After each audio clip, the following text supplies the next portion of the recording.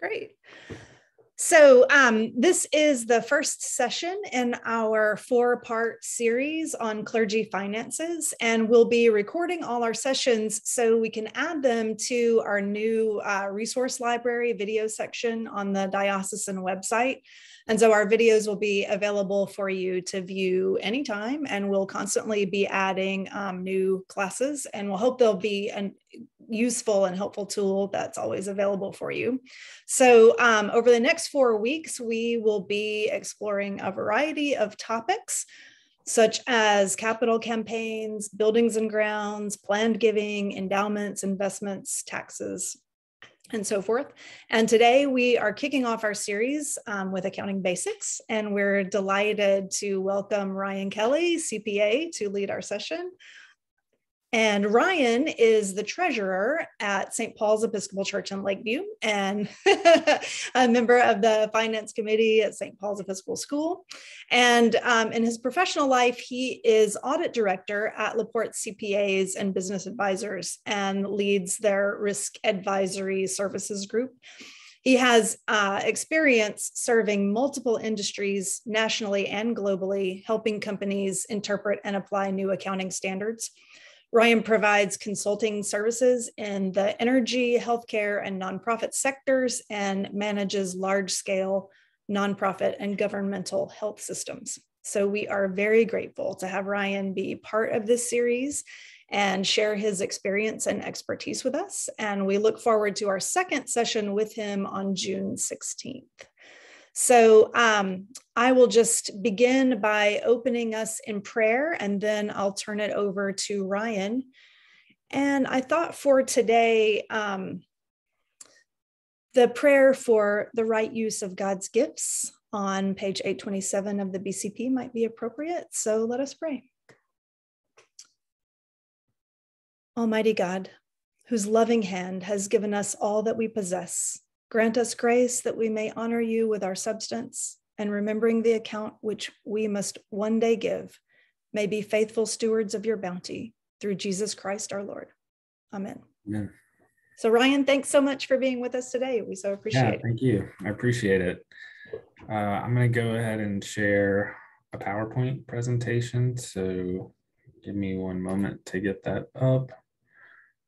Let me know if you can see this. I get a thumbs up from you guys. Okay, great. All right, so thanks again for having me. This is something I do in my professional life quite often. So I'm used to giving this presentation to accounting people, but I've tried to make this as easily understandable as I can. And I practiced with my wife last night. She said I was great. So you guys are in for an amazing treat, or it could be terrible. I'll let you decide. The reason we're here today is to talk about basic financial statements, so you have somewhat of an understanding when you see them, what do they mean, and what can I gather from them, and then also, tying that into budgeting and forecasting for the future and having a good plan going forward, monitoring that plan as you go throughout the year. Well, let's get started. Again, that's kind of the objectives of the session. Generally, a business owner, if I were to give this to a business owner, these are the kind of questions that we would get. What does this mean? I don't understand. Can I do better? Where's all my money? And even though you're not the owner of a business, you're kind of the last man standing for the church. And so these same questions probably apply to you as well. But, specifically for this group, why do you guys need to know this? And I'm getting a lot of this information from this source down here, the Manual of Business Methods, which I'm showing on the screen right now. This is a fabulous guide. It's 160 pages long, but most of what I'm talking about is in the first 20 pages. So if you want to investigate this more yourself or dig in deeper, you can find this on the diocesan website. If you dig around a little bit, it's in the resources area. And I think this is a really great guide. It's easy for me to understand. I don't know if it's easy for you to understand, but I think it's a really good resource. And it has some reasons why you guys need to know this. Well, first, it's part of the canons. It's so you're kind of required to have a certain amount of responsibility and accountability per the canons. And then, the church has entrusted the leadership to be good stewards of the funds and the properties that the church has. Obviously, we want to respect that trust that's placed in your hands. And having good accounting and stewardship just protects those people that are in charge and people like me that are signing checks, to make sure that everybody feels comfortable with what's going on, reduces suspicion and mistrust. So talking about the basic financial statements, just to kind of lay the ground rules, the Financial Accounting Standards Board is the standard setter. They're the ones that make up all the accounting rules. And they have specific rules for not-for-profit entities. So, churches are not-for-profit entities as opposed to businesses for profit. And there's specific guidelines for what a not-for-profit entity's financial statements should look like. And so that's what, should be followed as you're having financial statements prepared, especially, the official financial statements that are audited will be following these FASB, the Financial Accounting Standards Board rules for generally accepted accounting principles, GAAP. So if you've heard FASB or GAAP, that's what we're talking about.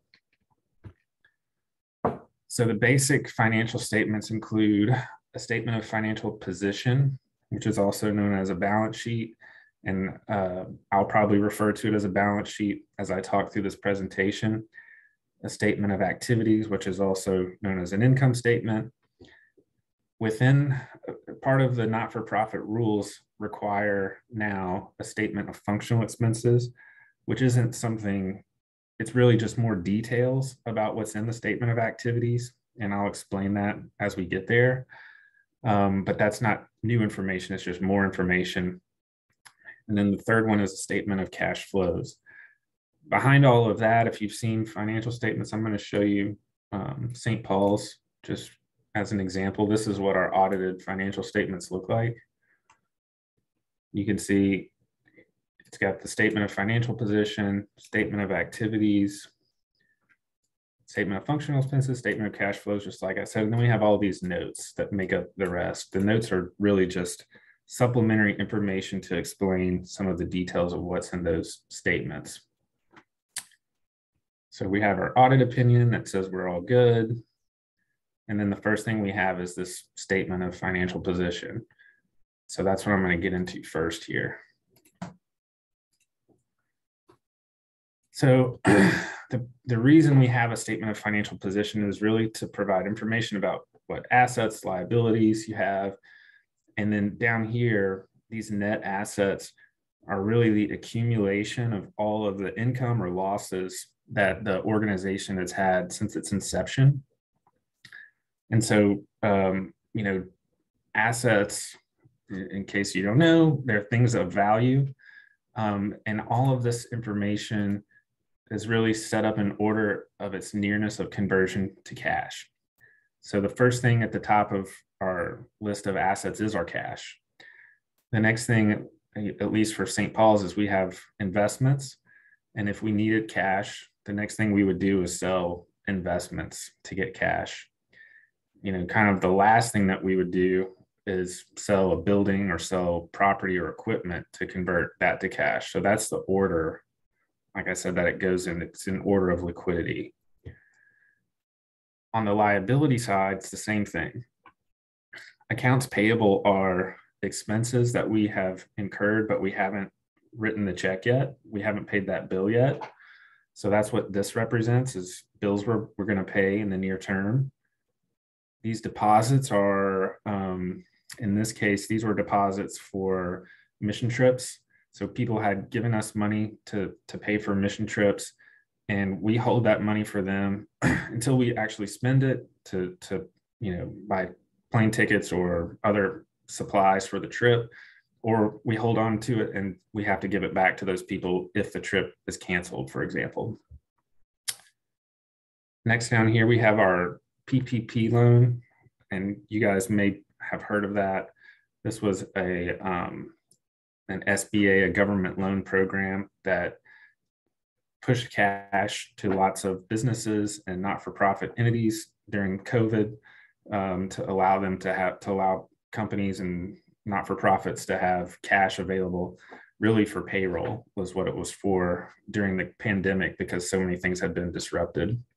So at the time, this was still a loan for us. It hadn't been forgiven, and we did, under the terms of this agreement, we would have had to pay it back if it wasn't forgiven. That's why it shows up as a liability here. Another thing I want to point out, all of this information on the balance sheet is a snapshot of a point in time. So this is really how St. Paul's finances looked at December 31st, 2020, at that point in time. How much cash did we have in our accounts then? What were our investments worth? What was the net value of our property after depreciation at that specific moment? Which is, when we get to the income statement or the statement of activities, that's showing you information over a period of time. So like over a year. So remember, this is a snapshot of a point in time. Okay, these net assets down here are really the equivalent of equity in the business. And what this is an accumulation of all of the either income or losses that have happened since the organization's inception. And I'll show you how that works as we get to that statement of activities. But really, this is capturing, for all of the years that you've been in operation, how much has the value of your entity grown.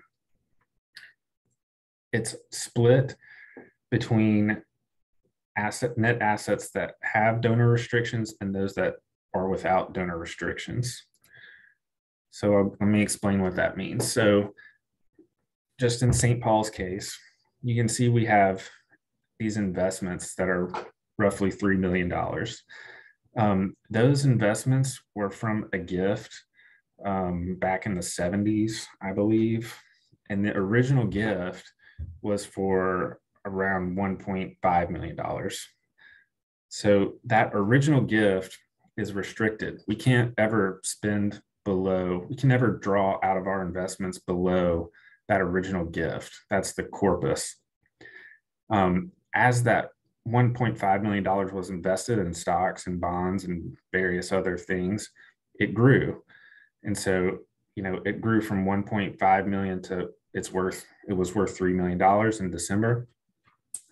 Anything in excess of the original gift, we're able to use, and we do use, which I'll show you.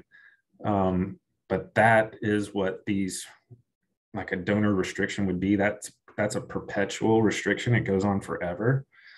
That's one type of restriction. Another type would be a purpose restriction.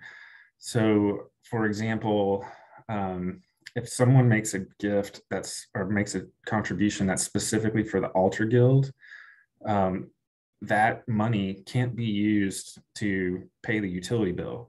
We have to honor what the person who gave it to us wanted. So if they want it to be for the altar guild, it goes in, at least in our case, a specific fund that's for the altar guild, and it's used, for flowers and for other things that are needed for the altar. Similarly, the rector's discretionary fund, if someone gives directly to that, they're wanting it to be used by the rector for his discretionary fund, and it goes into a separate account and it's used for that. It's not used to pay, for ink supplies for the printers. So you have to honor those whatever the donor's restriction is. And I'll give you another example. We have a parishioner that gives money. He gives, I think, $10 a week for an organ. He would love for us to have an organ. Well, we don't have a real organ. We have I don't know what you call it, but it's not a real organ. A real organ is hundreds of thousands of dollars. And his $10 a week will take lifetimes, really, to actually get an organ. and it's not really in our plan to be setting aside money for an organ. We use our money for things that, other ministries. So we are in the process of talking to this person to say, look, we respect your wish. We don't think an organ's in the long-term or near-term plans for St. Paul's. So would you like to change your restriction to make it just for maybe musical instruments or maybe for the choir? Because if you really want it for an organ, we'll have to give you your money back, because that's not something that we can do. And you really have to respect the wishes of the donor. And that's what kind of a donor restriction is. So that's just an example of what those things are. All right. So what can you learn from that statement? A very common benchmark that someone like me would look at when we look at financial statements to see if an entity is healthy is called the current ratio. And that takes that current assets number and you divide it by current liabilities. And you're hoping that you have more current assets than you have current liabilities, because what that says is we have enough resources on hand to pay, the resources that we have on hand for the next year are going to be able to pay for the liabilities that we have that we're aware of for the next year. That's current assets, current liabilities. So it should always be at least one. It's possible that it's not, but that's what we're shooting for. If it's a really, really high number, that could be an indication that you're sitting on too much cash. And maybe you ought to think about investing some of that cash, either in investments or in ministry, expanding programming or doing something else with that money, because it's not really needed sitting in cash. It's not going to grow and it's not going to do anything there. So for St. Paul's, for 2019, these were our current assets and our current liabilities.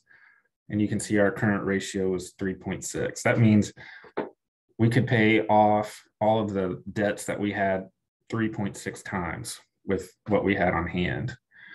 In 2020, that number gets lower. It's really, though, because within this current liabilities number is that PPP loan. And that PPP loan is about $85,000. Ultimately, that was forgiven. We never had to pay it. So if I take that out of this number, take out the $85,000 for the PPP loan, our current ratio is up to 4. That looks a lot better. So that's just an example of what that's about. The other thing a balance sheet will tell you is how much an entity is leveraged.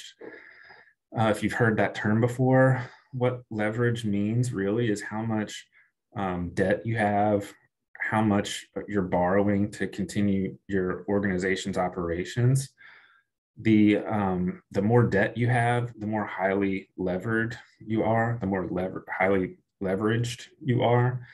So that's what that term means. And a lot of times, if you have a loan, banks will be looking for certain ratios, certain leverage ratios for you to see that you're staying financially healthy. So I'm going to show you a couple of those. One is just a debt ratio. That's your total liabilities divided by your total assets. If that number's ever over 1, that means if you liquidated all the assets that you have, you still wouldn't be able to pay off all the debts that you have. So that would be a really bad place to be. So you never really want that to be over 1. The debt to equity ratio is another thing that banks look at often. It's kind of how much do you have, how much skin does your organization have in the game compared to how much the bank has in the organization. So that's your total liabilities divided by total net assets. And again, these are numbers that if you have a loan, you might have a financial covenant in the loan that says, my debt to equity ratio will not exceed 50%. If it does, I'm in default. And so then my interest rate might go up. So these are important ratios when you're dealing with banks and loans. So again, with St. Paul's as an example, from 2019 to 2020, our numbers are really low. We're really fortunate. We don't really have debt or loans. In 2020, we did have the PPP loan, which was kind of a very small loan in comparison to our total assets and equity. So it's relatively small. However, it's not uncommon to have loans and to be financed in part through loans. So for this next slide, I just assumed that we borrowed $2 million at the end of 2020. So what that does is it increases the liabilities because we owe that $2 million back to the bank, and it increases our assets because we would have gotten $2 million in cash. But you can see how that impacts the debt ratio and the debt to equity ratio. And where if a bank said, we'll give you this money, but you can never let debt to equity ratio be above 75%, maybe. That could be a typical kind of requirement. So that's something to be aware of, and that's what leverage means. All right, the next statement is the statement of activities, which is also known as an income statement. In a for-profit business, there would just be one column of numbers. It would just be what you see in this total column. But again, in a not-for-profit accounting, the Financial Accounting Standard Board's rules are concerned with tracking how much of your operations are related to unrestricted activities and restricted activities. So what you're seeing here in this column, which doesn't have a lot of numbers in it, but what you see here in these contributions that are with donor restrictions would be contributions that were made directly to the Altar Guild Fund or the Rector's Discretionary Fund, specified with some kind of restriction that goes here. And then those can be released from restrictions when they are used for their intended purpose. So when Father Rob uses something out of the discretionary fund, that would come out and it would free up this money to be used here. Same thing with the Altar Guild, as they make purchases, that frees up the money that was restricted and it comes over here. So it can be used in our expenses. What does this statement really do? It's providing information about our performance for a period of time. And again, this statement is over the course of a year. It could be anything though. It could be a month. It could be whatever period of time you wanted it to be for. But your financial statements are generally going to be covering a year.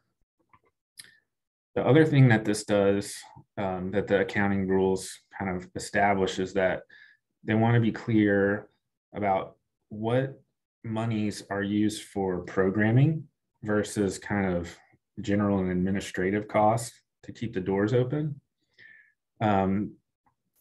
So this is showing, okay, for the money that we receive, this much is going to ministry mission, let's say, and this is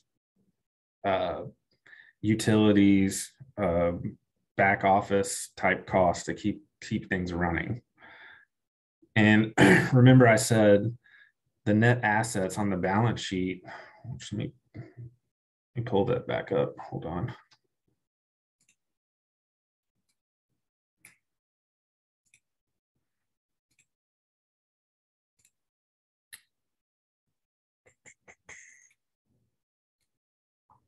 So this is our balance sheet, remember? These net assets here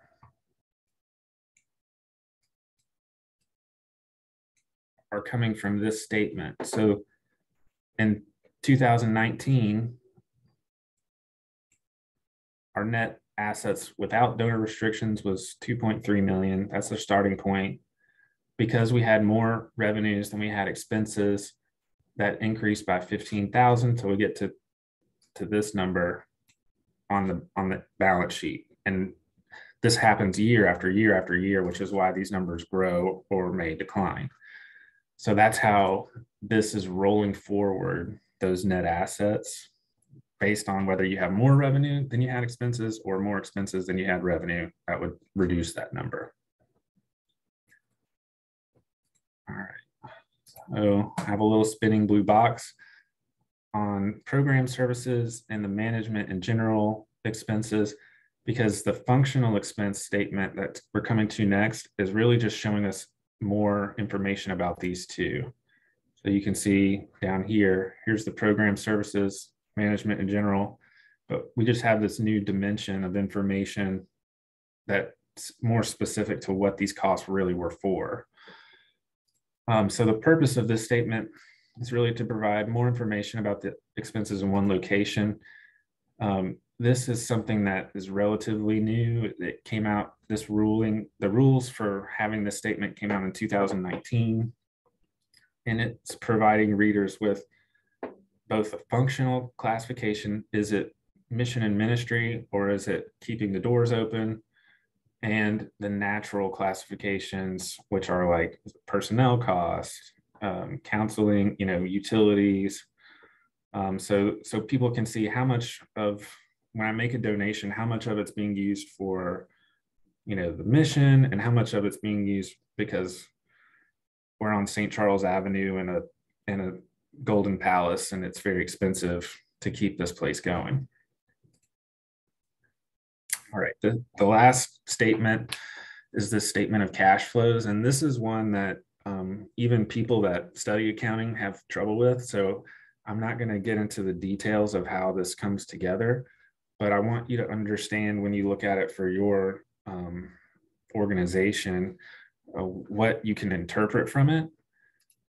What this is really doing is rolling forward our cash from 2019 to 2020. So we had $78,000 at the end of 2019, and we ended up with $125,000 at the end of 2020. So how do we get there? Because if you remember, it looks like we made $24,000 based on our total revenues and of $808,000 and our expenses of $784,000. So how do we get that big of an increase in cash? Well, other things happened. So starting with that $24,000 that we kind of expect, we're adding in depreciation, because this isn't really cash. Like the depreciation of the property and equipment is not a cash. We didn't pay for that. It's just reducing the value of that based on time. So we add that back. But then, for our investments, for example, that's not part of the core ministry of St. Paul's. It's not really we're not an investment company, we're a church. So we back out those investments, and the money that comes from our investments comes down in this other section, the cash that we get from investing activities. So what this tells me is that our core operations, our core ministry is a cash drain based on how we're set up right now. And we're fortunate enough to, like I said, have that endowment, so we can pull from that to offset the cash drain that's just the normal operations. And then in this financing section, if you have a loan, and when you get the loan, this is money that comes in from the loan. And as you pay the loan off, you would see the money that you're paying out on the loan going out down here. And so when you add these things together, that's our total change in cash, $46,860, which is the difference between our beginning cash and our ending cash. I know that's kind of confusing and maybe a lot, but that's what this tells me. And it's good information to know, negative number here, what does that mean? A positive number here, what does that mean? So just so you have a basic idea of what's going on here. All right, moving into budgeting. Again, I'm taking this wording from the Manual of Business Methods, which I showed you earlier. I think it's great. Budgeting is really allocating the resources for the church for the next year in accordance with a plan. Instead of, just hoping everything goes great, having some kind of a plan to manage things in some way. It's a great way. It's a great tool for being a good steward of the church's assets. So when do we budget? I start to think about budgeting around the end of the third quarter and trying to gather some information from the vestry or from the clergy, what's happening or what has happened in the last year. What do we know that's going to happen in the upcoming year? Has anybody, moved away or resigned, or are we hiring someone new? We need to factor that in. Changing programming. So just for example, for St. Paul's, during the pandemic, when we couldn't really have in-person services, we expanded the programming for online services, and we got a better computer to be able to stream online without glitches. We got a new camera. We had some other tools to help us be able to produce the streaming online services. So that was new budgeted amounts.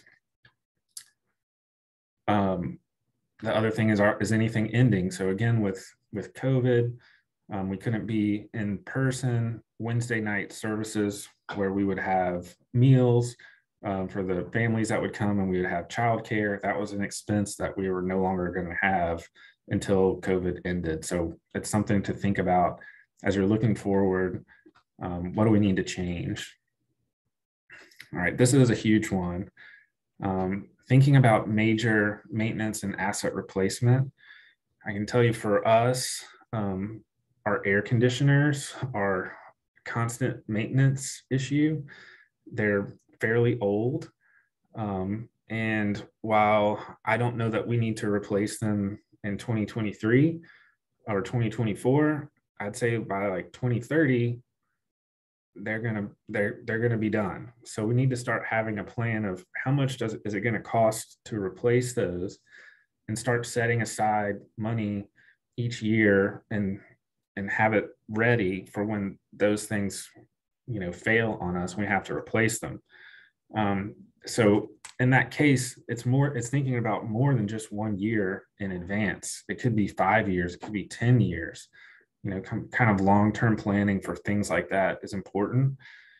And, there's another session coming up on June 9th that I think is going to cover kind of grounds and maintenance and things like that, which that will be where this would kind of link to that.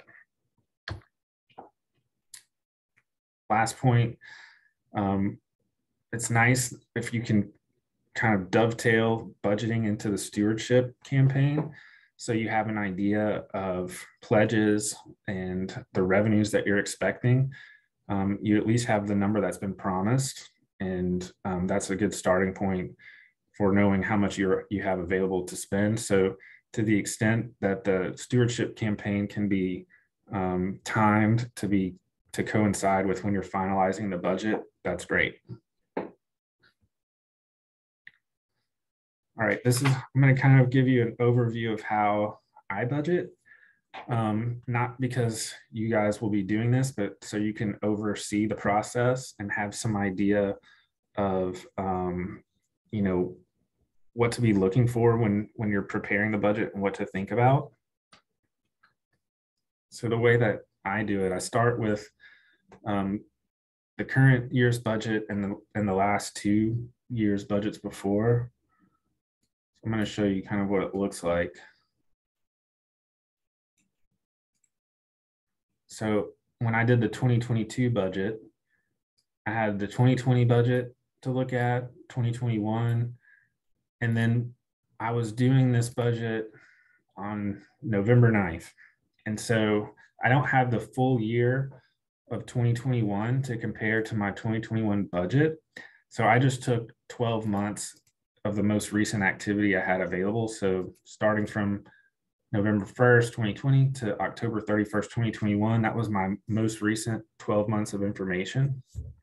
So I could see how am I actually doing compared to what was budgeted before, and then adjust my budget for this year considering those facts. So 2019 was an amazing year for pledges at St. Paul's, but then we had the pandemic, and so pledges kind of fell off after that. So I was factoring in kind of a decline there for 2022. Same thing on the plate. I kind of assumed in 2021 that we weren't going to have in-service, or we weren't going to have in-person services. So the plate is not getting passed and there's going to be fewer donations there. But actually what I saw was that it was better than I expected. So in 2022, I increased that number. So you get the idea of how to go through that process. I was looking for, big differences in the actual cost or actual revenues compared to what was budgeted. And then seeing, is that a one-time event or is that something we need to think about going forward? Also, you need to think about the changes that we mentioned in the previous slide, personnel changes, programming changes, and bake that in to the new budget. Next, if it's possible to understand the timing of when those things happen, that would be helpful, because in the next slide, we're going to talk about using the budget month to month. And so if you, for example, know that you're going to pay your insurance premiums in July, and that's going to be $50,000. Well, you don't want to take that $50,000 and divide it by 12 and expect that you're going to pay that each month. You want to know, okay, in July, we've got to pay the 50. That way you have the cash ready for when that comes up. So to the extent that you can time things correctly, that would be helpful. But otherwise, I just divide by 12 and I have an expectation that 1/12 of the pledges will come in January, etc. So again, we'll split the budget up over 12 months, compare what's actually happened each month to what was budgeted, and that's what gets reviewed by the vestry monthly. So just as an example, here's my latest one. And you can see, here's the annual budget for 2022. Let's see if I have that.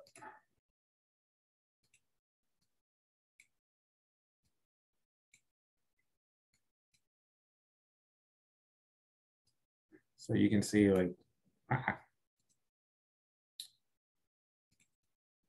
these numbers will all match what I had for the budget here. That's total pledges, plate, etc.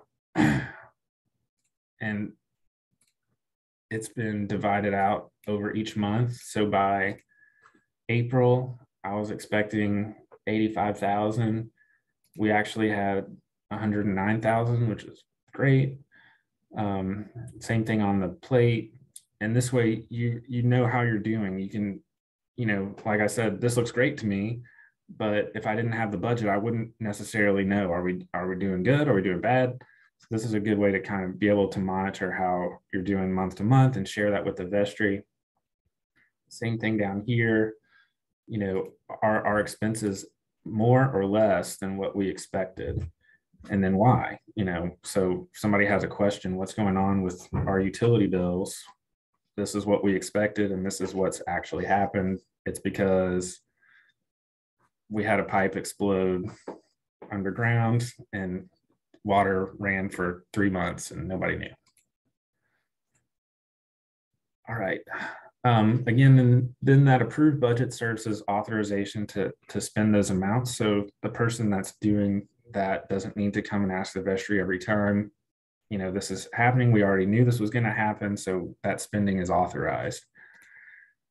If you're exceeding budgeted amounts, then that probably should be approved by the vestry within reason. You have to pay your utility bills, but if you want to buy a laser light show for the next Sunday's service, you might want to run that past the vestry if that wasn't part of the plan. So again, just to recap, hopefully, have at least a basic or cursory understanding of the financial statements and having a little bit of an idea of budgeting, why you do it, when to do it, how to do it, and using it in an ongoing way. And so that's my presentation today. You can reach out to me anytime. That's my cell phone number, my work email. And that's what I have for you guys. Does anybody have any questions, or should I go back over anything? I had a question when you were talking about the ratios to give you like the current assets over current liabilities. You said that if you have too high of a ratio, then that means you need to like spend your money or invest it. You need to use it properly. What is an example of something that's too high? I don't know that there's, I would say like the specific number, but you know, if you had $500,000 in cash and your total expenses for the whole year are 200,000, then I would say you're sitting on too much cash. You know, you ought to invest that and get a return, or, you know, do some more programming. You know, it's just, if it sits in cash, it's not earning interest, or it might be earning a minimal amount of interest, but especially right now, we're experiencing a lot of inflation. And if money is just sitting in a bank account, it's getting eroded away by inflation. So if you have it, it needs to be used. You don't want to just sit on a big pile of cash, because the value of that's going to decrease over time. So I don't know, I don't have a number to say like, oh, that current ratio is too high, because it's very impacted by what are your liabilities at any point in time. Like St. Paul's is really low, but you know, that I would say I wouldn't want to have much less cash than we have, just because things happen. So I don't have a great definite answer for that, but I would say, you know, especially if you have enough cash to cover all of your expenses, you need to have, the general rule is like 3 to 6 months of cash on hand to pay expenses. And if you have a lot more than that, why are you doing that? That's helpful. Thank you.